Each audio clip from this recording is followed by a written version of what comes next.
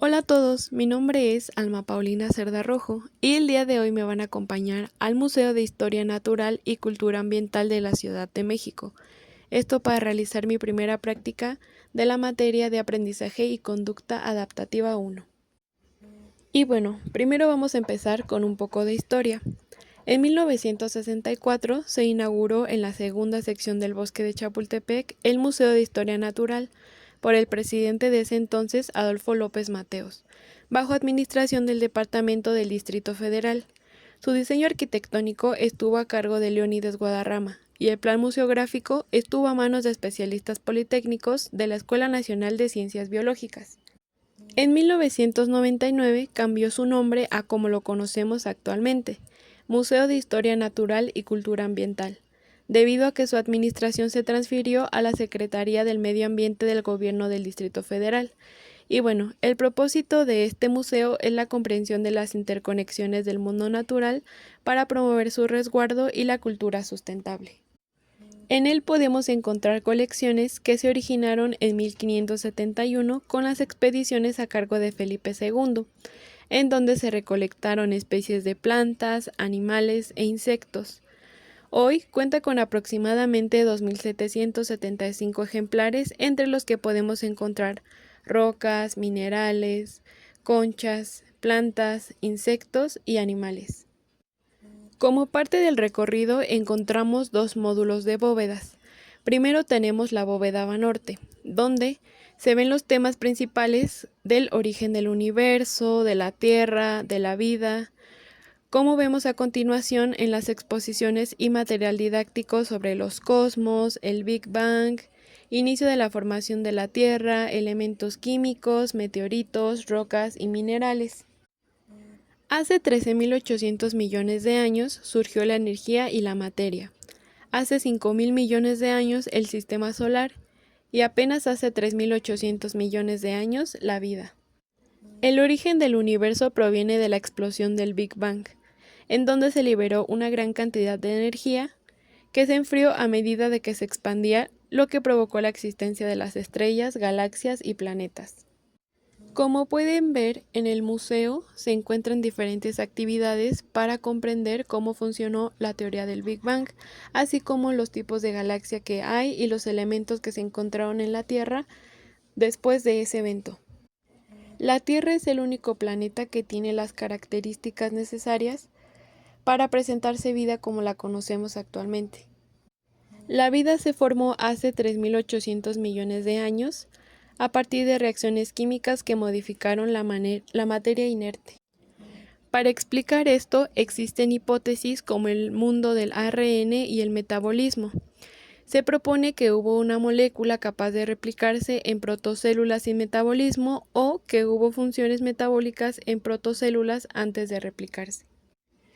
En esta sala se veían modelos que nos ayudaban a entender las funciones indispensables para la vida y estas reacciones químicas de las que les hablé, que incluyen la replicación, que consiste de heredar información de la progenie, el metabolismo, que consiste en obtener nutrientes y producir energía para actividades vitales, y la compartimentalización, que limita los componentes de un contenedor que separa el ambiente exterior. En la bóveda Jenkins pudimos encontrar lo que son los átomos, virus, células, animales, cómo se forma la vida a través de compuestos orgánicos, cadenas de ARN y lugares donde se originó probablemente la vida. Conocer cómo se originó la vida y el universo contextualiza a los humanos como seres evolutivos continuos. En psicología se puede considerar la conciencia desde una perspectiva científica. Así, consideramos que la toma de decisiones o el pensamiento surgen desde procesos biológicos básicos. Además, la formación de elementos da sustento a una visión materialista de la existencia, que permite explicar y desarrollar teorías basadas en procesos naturales y verificables. La siguiente parte del recorrido va en una sección llamada Orígenes, en donde pudimos ver conceptos como la evolución, eras, adaptación, selección natural y extinciones masivas. Algunos autores principales van desde Alfred Russell, quien descubrió que las especies evolucionan por la selección natural antes de que Darwin publicara su libro El origen de las especies, esto realizando expediciones por Asia y Australia. Y, hablando de Darwin, en 1859 postuló la teoría de la selección natural como mecanismo de la evolución. Durante 20 años de exploraciones y estudios demostró que la naturaleza no es estática, sino que cambia mediante la selección natural. Entre sus principales argumentos para poder evidenciar la selección natural, se encuentra que las poblaciones se reproducen creciendo exponencialmente hasta agotar sus recursos, lo que provoca que luchen por su existencia. También que los individuos aptos tienen mayor probabilidad de reproducirse y sobrevivir. Que sean aptos o no proviene de qué tanto se pueden adaptar.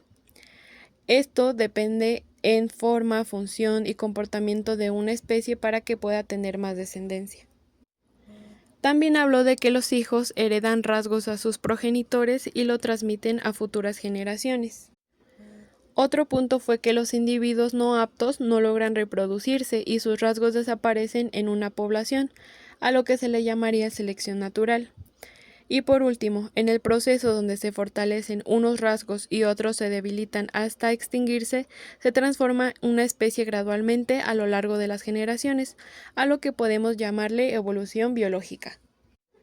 Esta sala fue muy interesante porque venían diferentes líneas del tiempo que nos ayudaban a entender cuáles fueron los primeros seres que pisaron la Tierra y cómo se fueron evolucionando hasta los animales actuales que conocemos. También plantas e insectos. Esto procediendo de un antepasado común.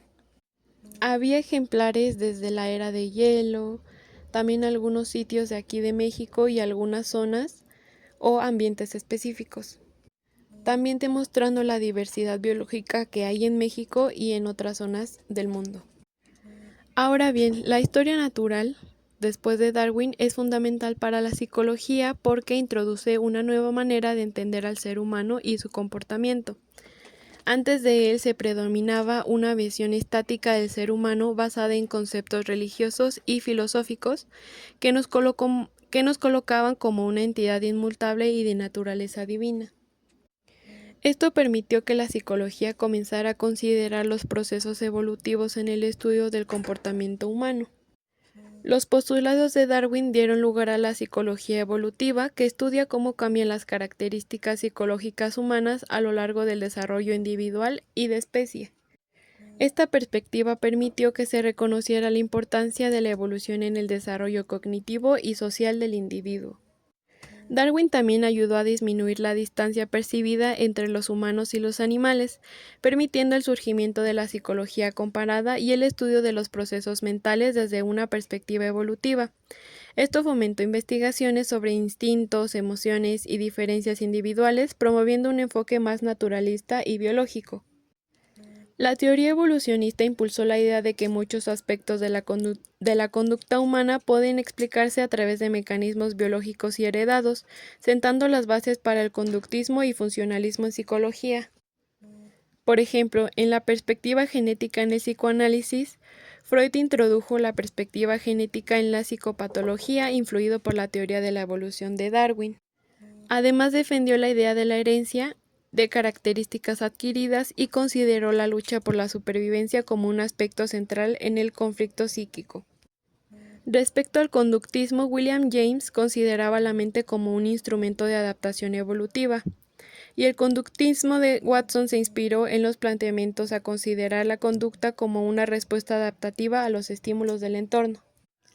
Y Skinner, desde el análisis experimental de la conducta, reconoció la influencia darwiniana a proponer la selección natural, el condicionamiento operante y la selección cultural como procesos claves en la conducta humana. Ahora bien, la visita al Museo de Historia Natural y Cultura Ambiental nos permitió reflexionar sobre el origen del universo, la Tierra y la vida desde una perspectiva científica. A través del enfoque evolutivo de Darwin comprendimos cómo la biología se integra con el estudio de la mente y el comportamiento humano. Esto nos invita a valorar el conocimiento científico como herramienta para entender nuestra naturaleza, permitiendo a la psicología abordar el comportamiento humano de manera integral, uniendo lo biológico con lo social y cultural. Me gustaría agregar que la visita fue bastante agradable, la verdad es que había una gran variedad de ejemplares y la información era muy entretenida, muy dinámica y muy completa, además de que tuve la oportunidad de poder tomar una conferencia que nos explicaba cómo van evolucionando distintos ejemplares actuales desde la era de hielo. Esto utilizando como referencia la película de la era de hielo. Es interesante ver cómo algunos ejemplares están en nuestra casa, por ejemplo, con los perritos que tienen descendencia de lobo.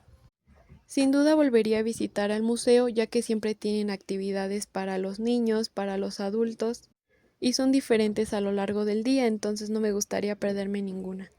Espero que este video haya sido de su agrado y muchas gracias por ver.